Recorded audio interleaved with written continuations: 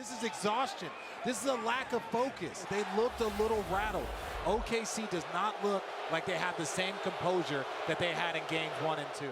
After 3 games of the NBA Finals, we've arrived at an outcome that everybody expected, of course. The Indiana Pacers being up 2-1 against the 68-win, one of the greatest defenses of all time, OKC Thunder. And it's come in the form of 2 very different games. A game 1 in which the Thunder were able to force a bunch of turnovers, but barely lost at the buzzer to Tyrese Halliburton. And a game 3 loss, which was much more concerning because it was a game in which the Pacers just flat out looked like the better team for a majority of the game. The main catalysts behind the win were of course TJ McConnell and Benedict Mathurin, who provided a lot of needed scoring off the bench to completely take advantage of the minutes in which Shai was not on the floor. TJ McConnell had one of his best playoff games that I've ever seen, getting into the paint, collapsing the defense, and also stealing 3 passes off of inbounds. Another key difference in this game was Tyrese Halliburton being more aggressive and looking for his shot earlier on in the game. This was something that he struggled to do in games 1 and 2, specifically in the first halves of those games. But the biggest factor in game 3 for me was seeing the Pacers game plan for SGA on both ends of the floor. On defense, they made it a point to force the ball out of Shai's hands and deny him the ball at all costs. His primary defender, which was usually a mix of Andrew Nembhard and Ben Sheppard, did a great job of chasing him through the screens and making these passes to Shai very difficult.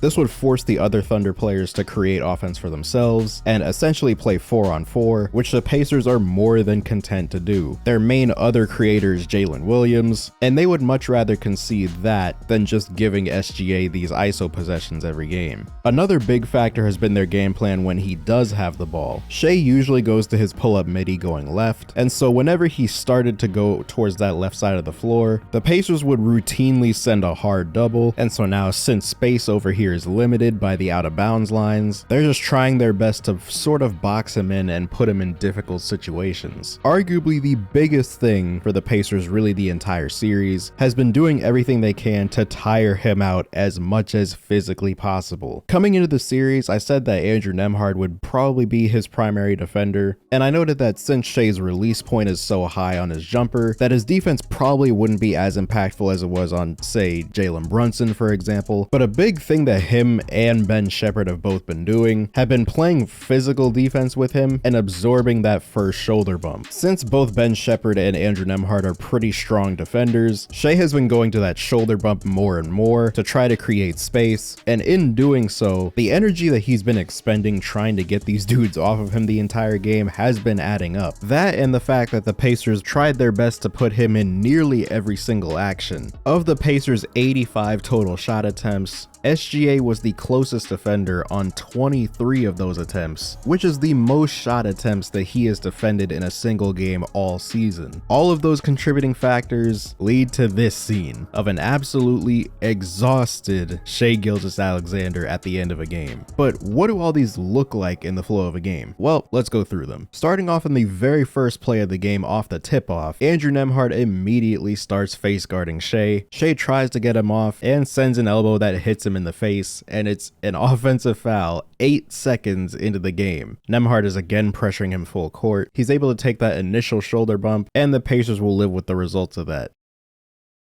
Here, SGA tries to run pick and roll with Alex Caruso. Nembhard does a good job fighting through it. They don't end up getting the switch, and now Shai has Miles Turner just sitting on his left hand, and so he settles for a step back 3.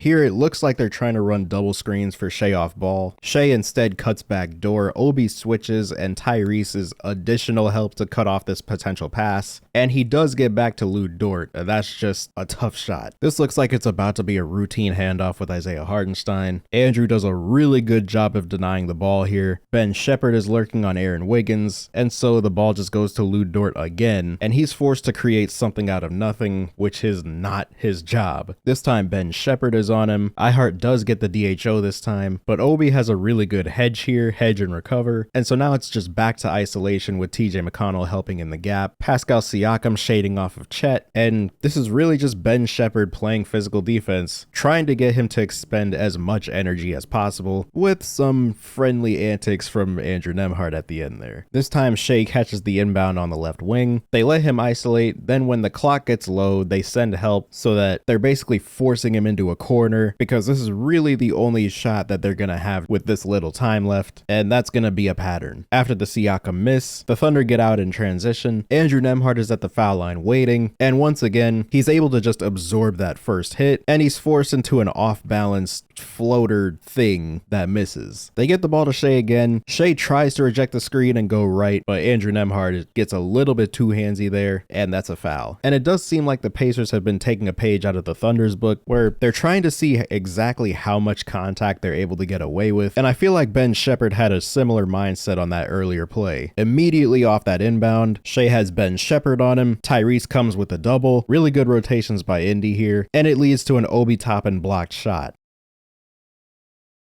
So, a counter for the double team that you may have already seen on that last play, but I was saving it for this one. Since they're sending a double team at Shea, this now leaves one defender guarding two people. In this case, it's TJ McConnell guarding both Alex Caruso and Cason Wallace at the three-point line. So one of them would just cut back door. In this case, it's Caruso, and a numbers advantage is created. This gets the Pacer defense in rotation, and J-Dub is able to draw a foul. End of the half here, Ben Shepherd pressuring full court, and once again, since the shot clock is running down, Tyrese is really aggressive with the help here. Ben Shepherd again absorbs that initial hit, and that's another missed shot at the end of a quarter. This seems like sort of an adjustment that they came out of halftime with. Shea figures that since they're sending help every time he goes left, or really every time that he gets into the mid-range, he's just going way faster than he did in the first half. And with Thunder players clearing out here, guys like Miles Turner and Tyrese can't just key in on him, and that's just a single coverage 14-footer that he can make all day. So the next time they saw this, the Pacers were really aggressive in jumping on that early ball screen. Miles Turner is able to get a hand on the ball while he's coming off, and he forces a jump ball, which the Thunder would go on to lose. This next play, they're setting up for the same sort of pick and roll action with Chet. They send the double at him now, but since they've been going to this sort of action all quarter, that is just way too easy of a read for Tyrese Halliburton to make. Next play, Shea just isolation against Andrew Nembhard. Andrew absorbs that initial hit. Tyrese comes over to help, forces the ball out of his hands. They get it to him again on that left wing. This time Obi Toppin comes to help. Shot clock is low again, so he's forced into another tough shot, fading away. And now in the fourth quarter, which is really where things fell apart for OKC, OKC comes out with a counter. They get the ball to Alex Caruso, and it's a pin in for Chet Holmgren going to the basket. They know that the Pacers will not leave Shea under any circumstances, and so that's miscommunication, and that's an open layup for Chet. The Thunder tried to run what looks like it should have been an Iverson cut or some variation of it for Shea going left. It doesn't happen. Andrew is still pressuring Shea. Shea very quickly points to tell J-Dub where he wants to pass. Andrew is all over it. Shea can't get to the ball in time, and that's just a turnover. Also, by the way, very hilarious comedic timing on this interview.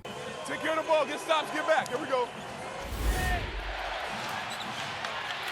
Turnover. Next play, they try this pick and roll again. It's another good hedge and recover from Obi Toppin. Nembhard's able to get back, and now it's just isolation again, and here we go again. Shea going to the left corner, shot clock winding down, so Obi Toppin comes over to double, but gets his hand caught, and that's a foul. On the inbound here, Cason tries to set an off-ball screen to free up Shea. Nembhard is able to just fight right through, and more really good ball denial on the inbound here. Next play, it's a Lou Dort dribble handoff into pick and roll. Another really good hedge and recover, this time from Tyrese, and because Tyrese is sort of just in Shea's way here trying to get back to Lou Dort, Shea gets caught and is forced into a travel. They try to get another early pick and roll. Miles Turner has had a tendency to play these screens at the level, so Shea is just able to split this going downhill. Aaron Nesmith picks him up. 7. Gilgeous-Alexander gets inside, knocked away by Nesmith.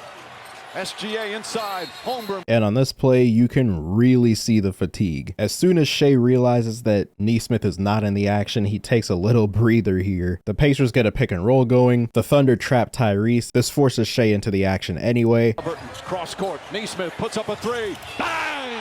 This play is just incredible IQ from Pascal Siakam. If you look at the scoreboard, you'll notice it's a 6-point game with a minute and a half left. Since Shea has the Pascal switch, he's able to go downhill, gets him with the step back, but Pascal is playing him really high on this 3-pointer because he's just playing math at this point. He knows that if Shea hits this 3, it's a 1-possession game. So he's content to just force him off the 3-point line and make him take a 2-pointer so that even on a made shot, it would be 4 instead of 3. It would still be a 2-possession game. So here he goes again. He gets the ball back and Pascal is playing him really high on this step back again. This is the one dribble left-hand step back 3 that we see him go to all the time. And he just plays him really close on this to force him off the 3-point line. And that's still a contested midi. And that's basically the game. The Pacers go up 2-1, and they do it in a fashion that should be very concerning for OKC. Game 1, okay. We forced a bunch of turnovers. We just couldn't score on fast breaks. We couldn't score any points off of those turnovers. And we got beat on a buzzer beater. This game, they thoroughly outplayed us, basically from the middle of the first quarter on. And so I'm curious to see how OKC responds to this, because if they can't, I'm not gonna lie, you guys will be getting a documentary about this Pacer playoff run